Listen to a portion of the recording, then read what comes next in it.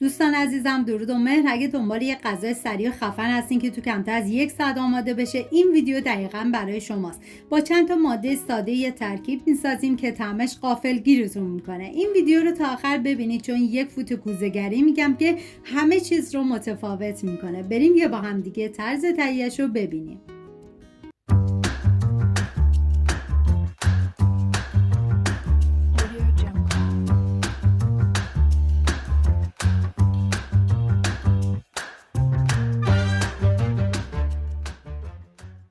یک عدد تن ماهی رو گذاشتم داخل قالب. به مقداری آب بهش اضافه میکنم و میذارم به مدت 20 دقیقه بجوشه. نیاز به 5 عدد گوجه فرنگی داریم که طبق ویدیو برش بزنید. این غذا برای 3 نفر در نظر گرفته شده. شما به اساس تعداد نفرات باید مواد رو کم یا زیاد کنید. من اندازه ها رو هم در طول ویدیو میگم هم داخل دیسکریپشن نوشتم. و 2 عدد پیاز بزرگ رو برش بزنید. و ما نیاز به 5 حبه سیرم داریم. حالا همه این مواد رو میریزم داخل غذاساز و کاملا میکسشون میکنم. اگه شما غذاساز در دسترس نداشتین میتونید با استفاده از دنده درشت این کار رو انجام بدید و بهتون پیشنهاد میکنم اگر عاشق پلو مخلوط هستین حتما این پلوتون رو درست کنین، چون جز خوشمزه ترین پلو مخلوطایی بود که من تا به امروز درست کردم و مطمئنم هر کی بخوره عاشقش میشه. میریم برای پیاز مرحله دوم که باید حتما رنده بشه که من با استفاده از رنده درشت رنده میکنم.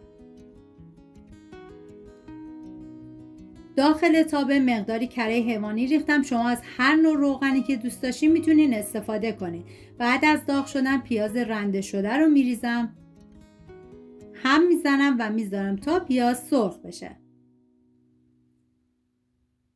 نوبت اضافه کردن ادویه هست، شامل زردچوبه، پودر تخم گشنیز، فلفل سیاه و نمک.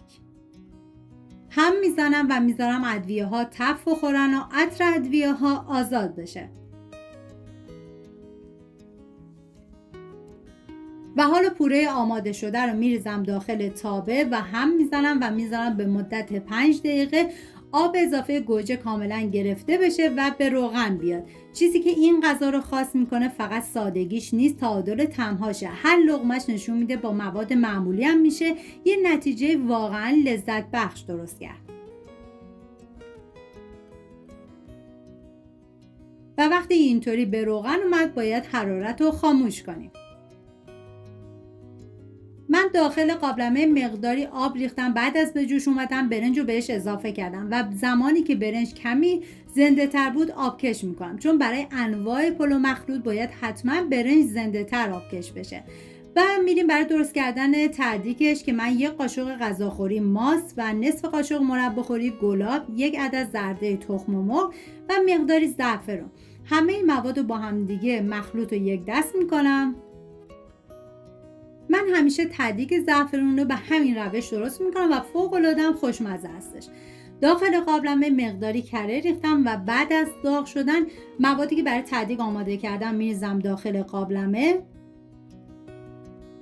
و لایه اول برنج میریزم و بعد مقداری از سس و همچون لایه به لایه مواد رو تکرار میکنم تا لایه آخر که برنج باشه و بعد میذارم به مدت 1 ساعت دم بکشه و بعد از 1 ساعت این پلو مخلوط خوشمزه ما آماده است. داخل تابم مقداری آب ریختم و میریزم روی برنج. امیدوارم از این ویدیو لذت برده باشین. اگه براتون مفید بود خوشحال میشم لایک کنید و کانال رو سابسکرایب کنید تا ویدیوی بعدی رو از دست ندید. ممنون که تا آخر ویدیو همراه من بودید. تا درودی دیگر، بدرود.